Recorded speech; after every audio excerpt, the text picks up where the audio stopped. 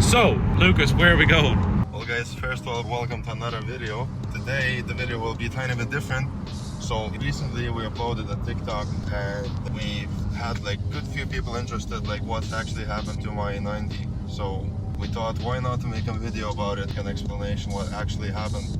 A few days ago I got a letter which was a certificate of destruction. We think we may know where it could be, you know. That's where we're driving. Let's look at the car. We'll tell you about what happened later. When we received that letter that the car is going to a scrapyard and it's basically getting destroyed, that day was probably one of the saddest days because the amount of work, the amount of love, the amount of passion was put into this car. I'm pretty sure that Lucas was the person that actually got me into BMWs, and if it wasn't for him, I probably would have never gotten my E92 325i.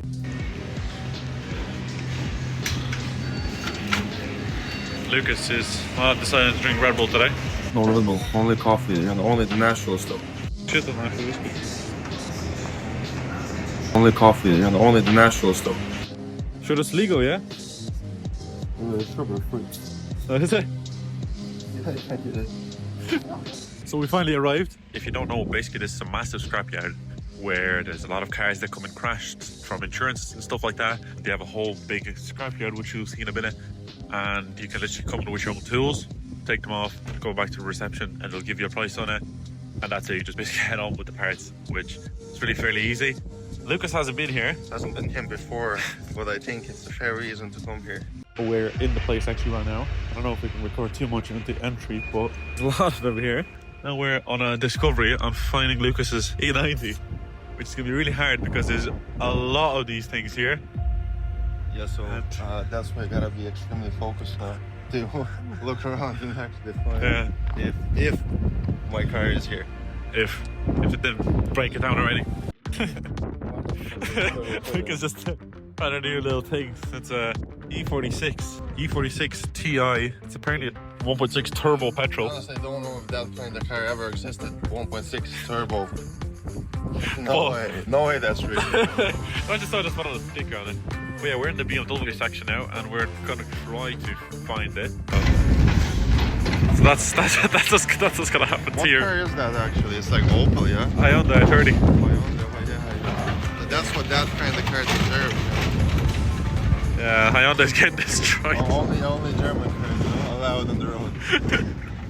So after about an hour of looking through cars and trying to desperately find the E90, we decided to go to the reception and ask them if they have it somewhere else. And behold, we actually found it. It was in a separate yard, and this is where all the cars just come from the insurance companies. So these cars are not accessible to the public yet. We tried our best to record as much clips as we possibly could, but these are the only clips that we have left of the legendary E90 that Lucas owned. Well, we found it. It was in a private car park, waiting to be brought to the garage. And technically, we wasn't really allowed to film it, but we met a really sound lad who said, like, just do a few close shots and don't tell anyone, you know. So like, we won't be telling anyone. We didn't record anything. Well, we did find it. Didn't expect to find it, to be honest. I thought it was already in the scrapyard and already half of it is gone already. And to be honest, it doesn't look as bad as I thought. It seems to be not that bad, and just only the rear quarter and the rear left suspension. So, but the lads took my number. I'll be coming back here to get a few parts so I could use them on my BMW that I have now. See, there's 3 perfectly brand new wheels. It's style 437M. It's M3 M4 replica wheel. So, but if we arrive the next time and the whole car is in that scrapyard and it's destroyed, well, you guys, you'll see that. We'll show you. Yeah, that's gonna be great. That's gonna be a part 2, but part 1 is this whole story, and Lucas will explain now on what actually happened. How did that car end up in the state you saw it just now a few seconds ago? We just arrived at the spot, and look, funny enough, my car already knows about what we will be talking about. This 320 BMW E90 320. 320 kilometer range. Yeah, for 320D, you know, the story. Such a coincidence, isn't it? The story kind of ends here. Funny enough, it was my birthday. Woke up in the morning and me and Victor himself decided to go to Blanchardstown, have a birthday cake, you know, have some nice meal, you know, to celebrate my birthday. So we got dressed and we decided to go in 2 cars. So, because we will take a, you know, a nice spin. Someone's not happy. That man does, he just saw in the video. Basically, he lives on this house right here, basically where Lucas crashed.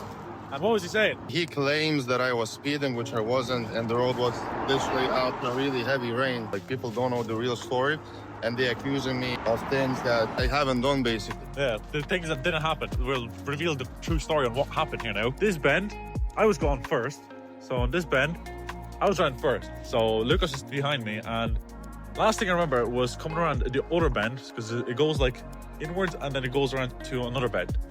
And last thing I looked at my rear view mirror and I see Lucas all the way, like if I look this way, he's all the way on that side. So I was like, why is he like where the bushes are? Like, what's going on? Then next thing is I'm driving. This road is 80 as he said, but I'm driving like 40. I'm like, where is this guy? Like, what's going on? And all of a sudden I ring him. He's like, yeah, it looks like we're not going Blanche anymore. I'm like, what happened? He's like, I just crashed. And literally, I'm like, oh my, I literally just turned out in the middle of the road and I came back to him. And to show you a clip now, what was my reaction when I saw him first time in the bushes.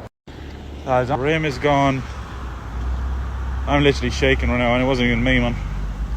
Airbag's gone. Oh, man, I am fucking... I have no words, man. I'm glad Lucas is okay though, but that is... And what I haven't mentioned, actually, the other car was involved as well. So that's why my car rear quarter ended up in as bad position as it is. And the other car, unfortunately, was right off as well. So apparently we can't even film the public road. Actually, I haven't thought that we're gonna get so much hate trying to explain my story, because 2 people stopped with their cars seeing us filming it, and they were asking what they were doing, and we told them. And then they started like saying things like, as I said before, like that we are speeding, that we are like not safe on the road, without actually knowing the reasons why it happened. And then another car came. I think the man from the other car called, because I think they live somewhere nearby, and they just wasn't happy, like almost like calling names. And we just started filming YouTube, like, because that's what we like to do. We find it fun for us. First hate, second video, first hate. So back to the story, when my car started sliding and I lost control, there was another car coming from the other side. The car couldn't avoid me. It was on my side, then I lost the side from that car. At that very moment when I lost the side of that car, it couldn't avoid me and it hit the back of my car and it turned me into the side of the road. We'll show you the clips. Then I walked out of the car, I ran up straight to the other car to make sure that everybody was okay. Thank God none of us got hurt. Nobody was injured, just unfortunately the 2 cars gone. Then I called the guards, we exchanged our insurance details. We actually been waiting for the guards, but then they said they're not gonna come because nobody was injured. Then we basically just called the recovery companies and our cars was taken away. And they never went to Blanche. And to say a little bit about the car was in mint condition. There was a few scratches on the front bumper and all that, but like, it's an old car. Like literally 2 days before the accident, I spent €850 on the suspension repairs, brakes, and the car was in great condition, probably one of the most maintained E90s in Ireland.